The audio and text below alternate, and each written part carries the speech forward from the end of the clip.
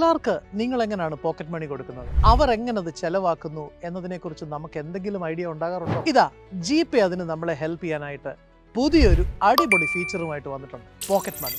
നിങ്ങൾ പലരും ഇത് കണ്ടിട്ടുണ്ടാകും, പക്ഷേ ഇതെന്താണെന്ന് ഡീറ്റെയിൽ ആയിട്ടൊന്ന് മനസ്സിലാക്കിയാലോ? ലിക്വിഡ് ക്യാഷ് ആയിട്ട് ഒരു നിശ്ചിത എമൗണ്ട് എല്ലാ ആഴ്ചയോ എല്ലാ മാസമോ കൊടുക്കുന്നതിന് പകരം നിങ്ങളുടെ കുട്ടിയുടെ മൊബൈൽ നമ്പറിലേക്ക് ബാങ്ക് അക്കൗണ്ട് അവരുടെ പേരിൽ ഇല്ലാതെ തന്നെ ഒരു നിശ്ചിത എമൗണ്ട് ഡിജിറ്റലി ജിപേ വഴി ട്രാൻസ്ഫർ ചെയ്യാൻ പറ്റുന്ന ഒരു പുതിയ മാർഗമാണ് പോക്കറ്റ് മണി. ഞാനിതിനെ കാണുന്നത് കുറച്ചുകൂടെ മെച്ചുവേർഡ് ആയിട്ട് പൈസ ഡീൽ ചെയ്യാനായിട്ടുള്ളൊരു മെത്തഡോളജി ആയിട്ടാണ്.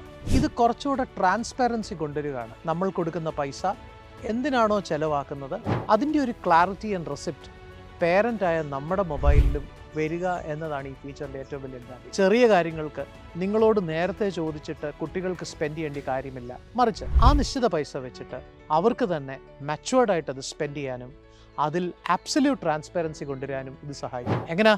നാളെ തൊട്ട് നിങ്ങളും ഇത് യൂസ് ചെയ്ത് തുടങ്ങുകയല്ലേ?